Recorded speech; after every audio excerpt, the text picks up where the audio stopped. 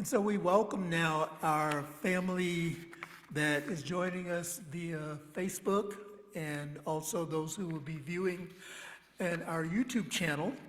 And for those of you who have not yet subscribed to the YouTube channel, please do so.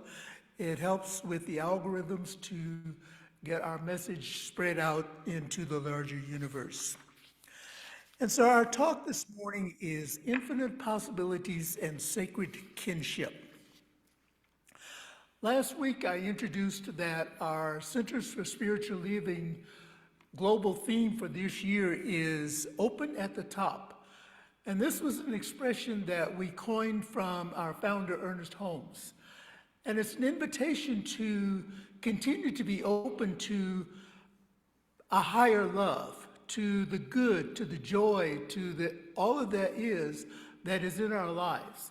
To be open to those new possibilities, remembering that the spiral of life is always evolving upward.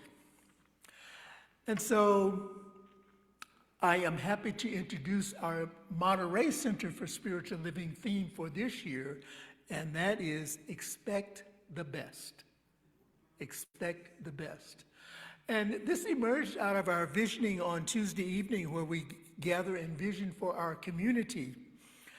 And when this was revealed as part of the check-in after we complete our visioning, I said, that's our theme.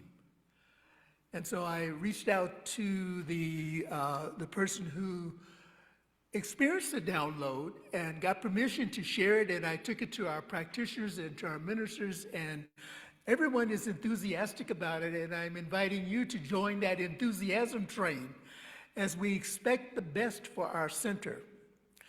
And along those lines, I just want to share this. A couple of weeks ago, our board president, Reverend Cindy Hart, announced that our building, the physical building, has been placed on the market for sale.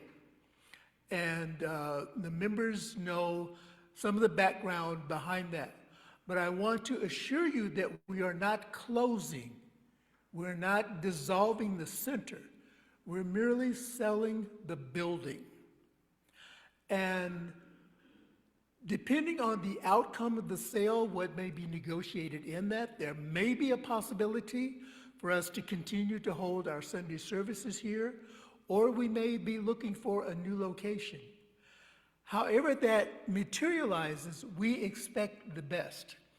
And we are inviting each one of you to participate in that with us, and that is sharing your vision of what it is that you want for our center. And so in that vision, what we're doing is asking the what. We're not asking how.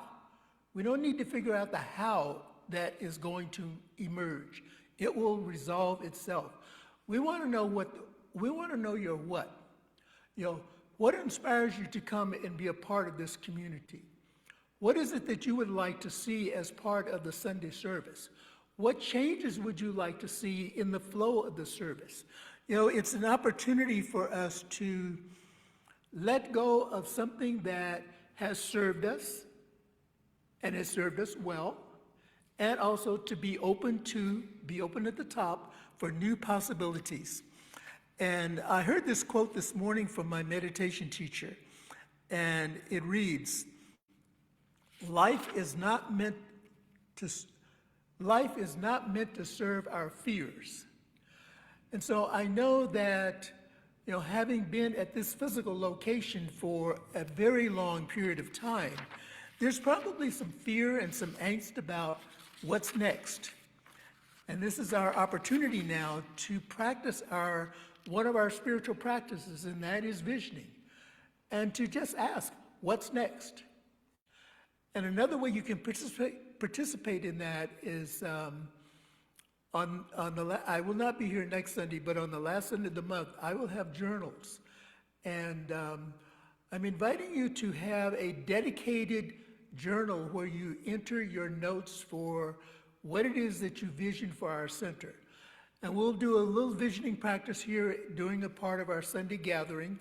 And then I invite you to take that journal with you, and during the week, during the day, whenever an idea drops into your mind, jot it down in your journal. This is how we collectively grow the experience of what we choose to be as the Monterey Center for Spiritual Living. So again, we are not closing. We're not dissolving the center. We are changing form, and we are expecting the best. And I know that you'll all join us with that. This week, we are exploring the topic, Infinite Possibilities and Sacred Kinship. And these are the ideas of oneness, allegiance, and reciprocity, where everything is living as one. One of our principles is that we believe in the oneness of all life. Ernest Holmes, our founder, offers this quote from his book, Words That Heal Today, on page 40. To love God, to love our neighbors as ourselves, means to see God in everything, to include everyone in divine unity.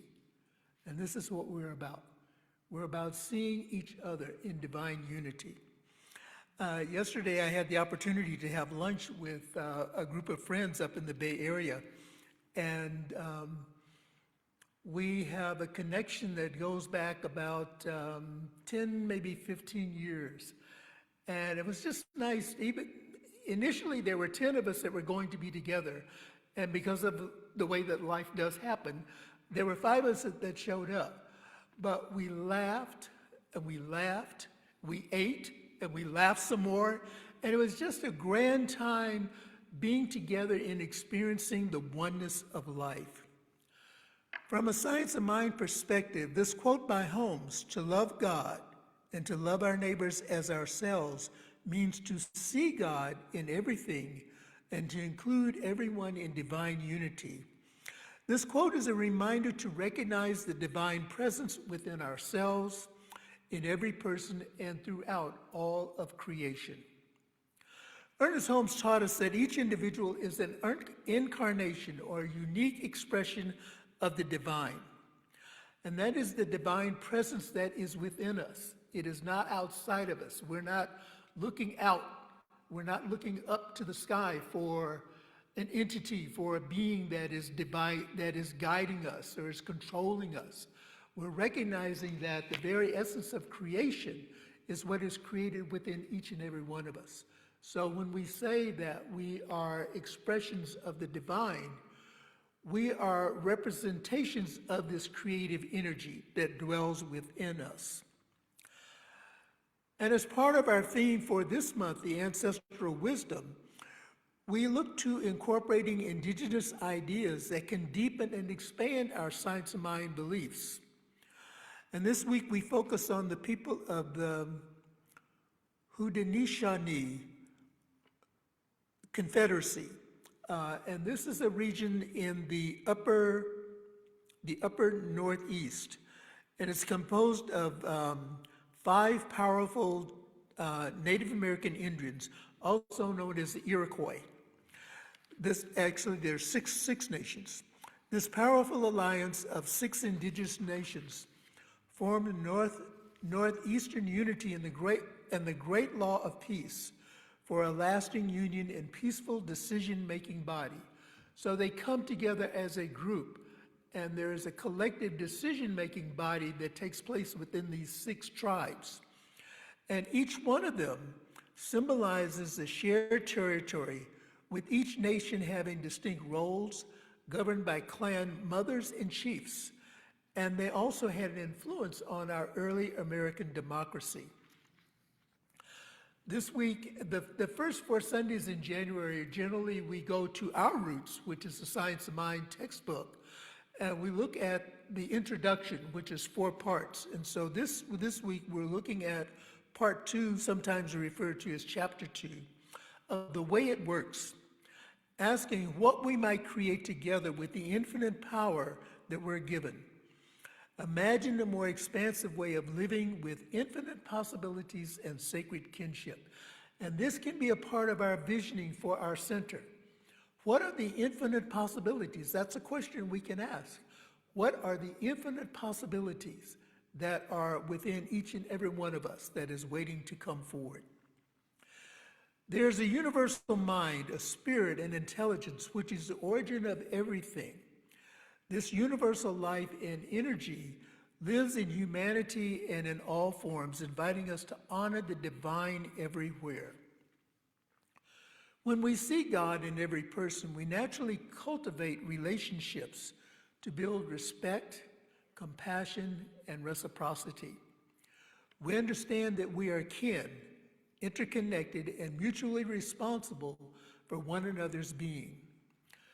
Living in spiritual principle means moving beyond separation and judgment, embracing the unity that underlies all existence. In practice, it calls us to act with love, with understanding, and with justice, so that every encounter is an opportunity to express the divine. And the way that I apply that in my life is when I find myself in those situations where my mouth may possibly write a check that the rest of me can't cover. You familiar with that expression?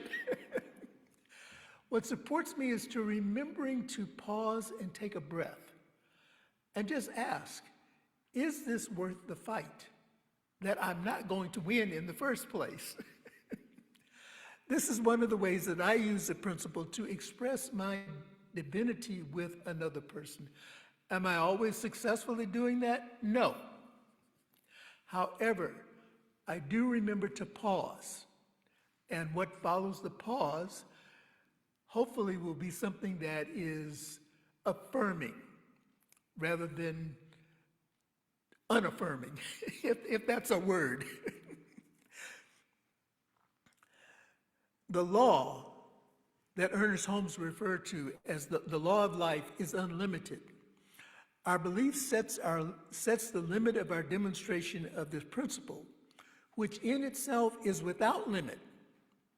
It is ready to fulfill everything because it is infinite, thus the infinite possibilities that are always around us.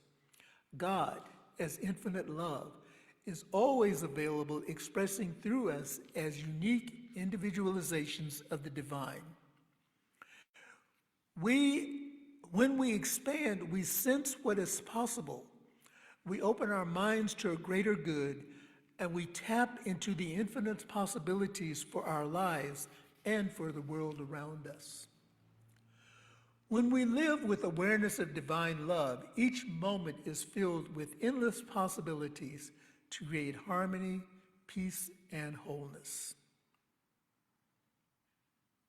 Each moment is an opportunity to create harmony, peace, and wholeness.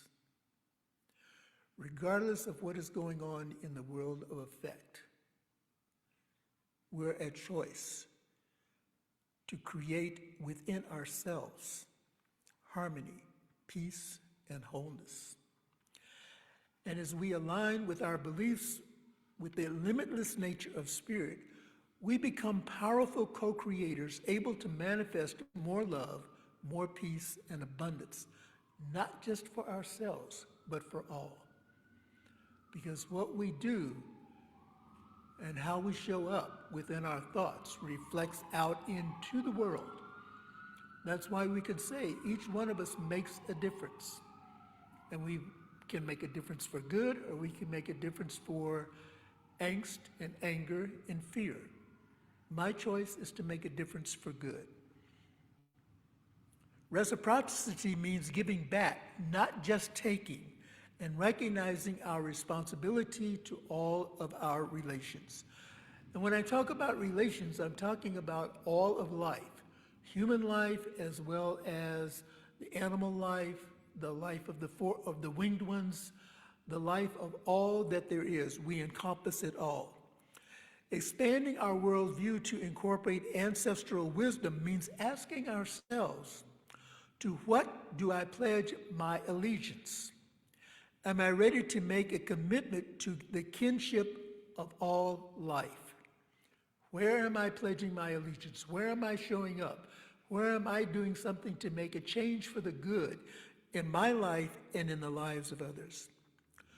When we constantly choose to align our devotion with the interconnected web of existence, we expand our capacity for cooperation and co-creation and we tap into the infinite possibilities. With fresh opportunities to serve, to heal, and to uplift, anchoring our worldview in gratitude, reciprocity, and interdependence. Our commitment transforms our experiences and contributes to the world where all beings share the expanding good.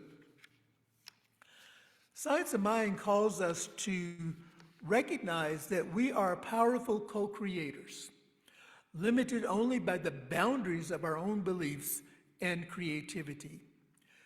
Integrating ancestral wisdom with Science of Mind deepens our appreciation, provides us with gratitude, respect, and giving back becomes a central part of our spiritual practice. And so I'm offering you an invitation to explore and reflect. And maybe we could subtitle this, What is Mine to Do This Week? And to set the stage for what is mine to do this week, let's look at the events of this past week.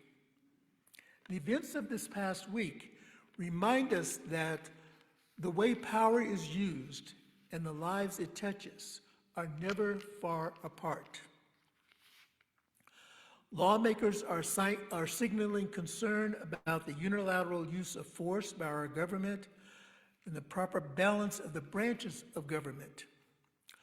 The presence of ICE agents, their shooting and killing of U.S. citizens, has caused grief and outrage around the country.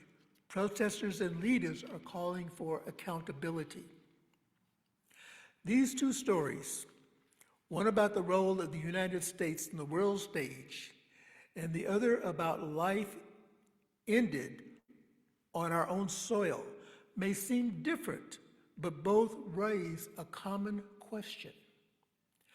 How do we exercise authority with true justice, compassion, and respect for the vulnerable?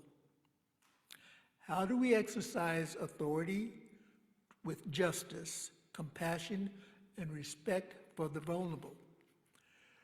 Whether we are shaping foreign policy or safeguarding our neighborhoods, the deeper call is the same: to resist being ruled by self-interest and the craving for power, and to remember our shared humanity. And so I offer this spiritual reflection for us. These events that I've just described called us to recognize the sacredness of every life, to honor the dignity and the spiritual truth of those who are vulnerable, overlooked, or grieving. In Scripture, we are taught that true authority is not domination, it is service. And this is what we're about as spiritual community. We're about serving each other. Strength is not measured by conquest. It's measured by protecting and honoring the weak. As practitioners, and I'm identifying each one of us that practices the Science of Mind. Some of us choose to continue our education and become licensed spiritual prayer coaches. But as practitioners of the principles of Science of Mind, each one of us is called to help our communities to see that the way power is used and to reveal the truths about who we value and who we cherish. And so this week, contemplate where we give our allegiance. By pledging our allegiance to kinship and anchoring our worldview in gratitude and reciprocity, we find fresh opportunities to serve and uplift the whole. This commitment transforms our personal experience and contributes to a world that truly works for every being, exactly where they are. And Ernest Holmes offers this in his book, This Thing Called You, on page 8. You are an individual, ever awakening to greater potentiality. Life made you out of itself and implanted a unique something within you. Every urge that you have to rise up is an echo from deep within, which is forever proclaiming, behold, I make all things new. And so we are invited to honor the divine in all of creation, to live as conscious participants in the infinite possibilities of love, peace, and dignity for all of life. This is the way it works, and we expect the best. I invite us now to say together our affirmation for the week. I co-create powerfully and expect the best, the good for all. Let's say it again. I co-create powerfully and expect the best for the good of all. I invite us now to, let's just take in a nice deep collective breath together, breathing in and releasing with a sigh.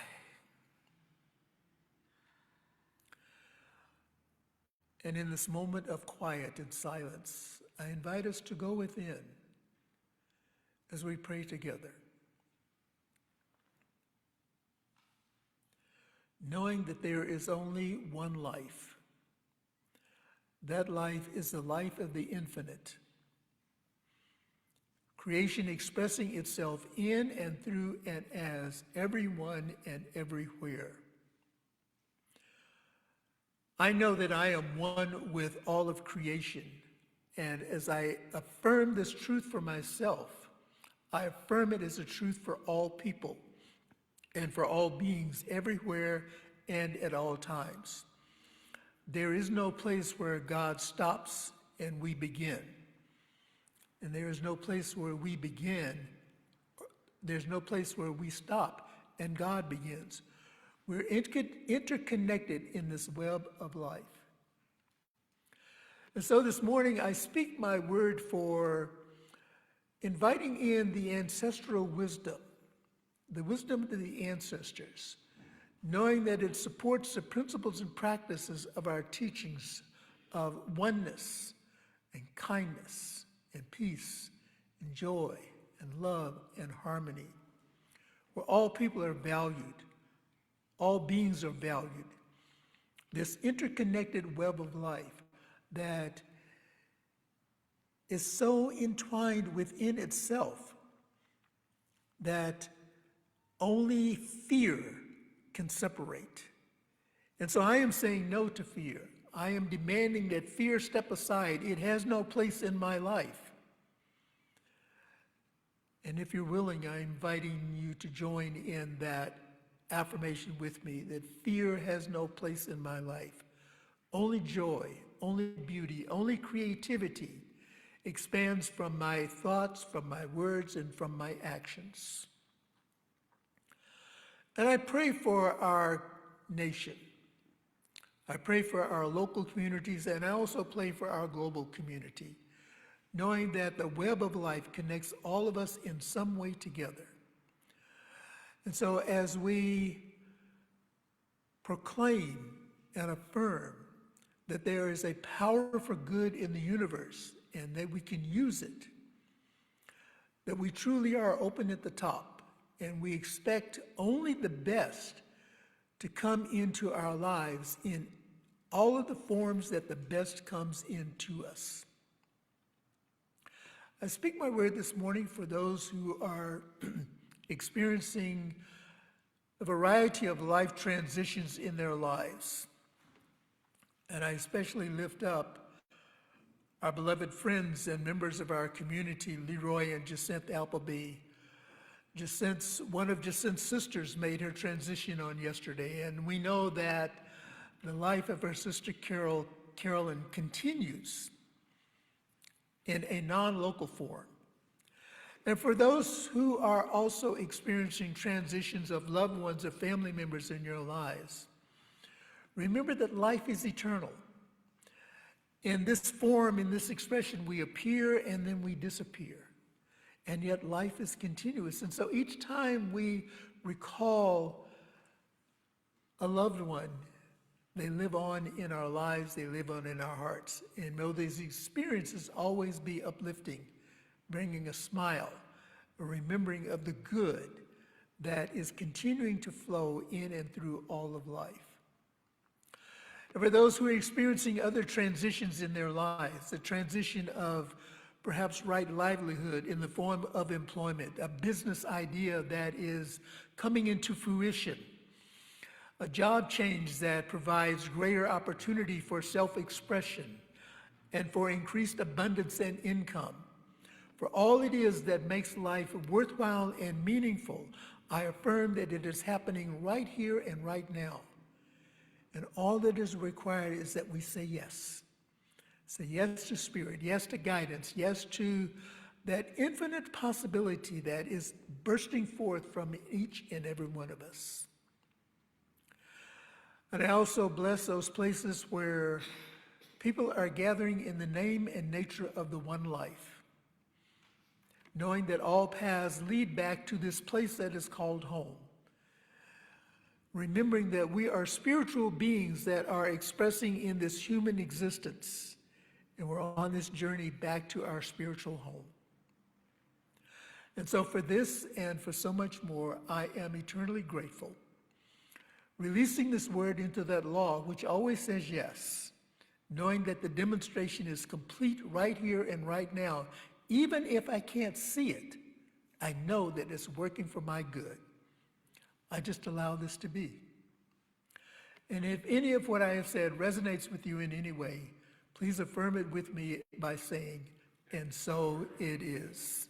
And so it is. Thank you, thank you, thank you. And now it is our opportunity to participate in the divine flow of abundance and commonly known as sharing our gifts in the form of our tithes and offerings.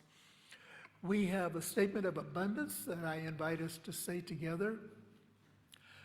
I recognize the presence of God within as a source of my abundance. Out of my abundance consciousness flows everything I could desire in life. With gratitude and thanksgiving, I now participate in the flow of uninterrupted abundance. This prosperous experience is evidence of my abundance consciousness. And so there are ways to donate to our center that are on the screen for those of you who are viewing. You may donate by mail to our physical address, 400 West Franklin Street here in Monterey, California, 93940. You may text to give at 831-246-9694, and our greeter is passing the basket here in the center for those of you who wish to make a donation. You may also contribute online to our website, Monterey CSL Donate. So on behalf of our Board of Trustees, I continually thank you for the ways that you show up and support our community, not only through your tithes and offerings, but through your presence, through your volunteering, through your dedication to the work that we're doing here, the work that is transforming our lives and the lives of all of those that we connect with. I want to share with you that I mentioned that next week I will be away, and our guest speaker is a longtime friend and colleague of mine, coming out of the East Bay Church of Religious Science, and that is Dr. Robert Quintana Hopkins. Robert is a religious science practitioner and has been licensed since 2009. His professional background includes positions as an internal HR leader and an external organizational development consultant. He is passionate about his work, earned his PhD in organizational psychology from the California School of Psychology, and in his free time, he gardens. And I want to tell you, some of the pictures that he posts on Facebook of his gardening I covet them, I'll just be honest. He definitely has a green thumb. He writes poetry and facilitates a monthly writing group, using writing as a tool for healing and personal growth. So I invite you to come out and support Robert next week, and if you're not here in person, please join online. And to our Facebook family and to the members of our YouTube community, we say thank you for viewing. We love you. We appreciate you. God bless you. And we will see you the next time.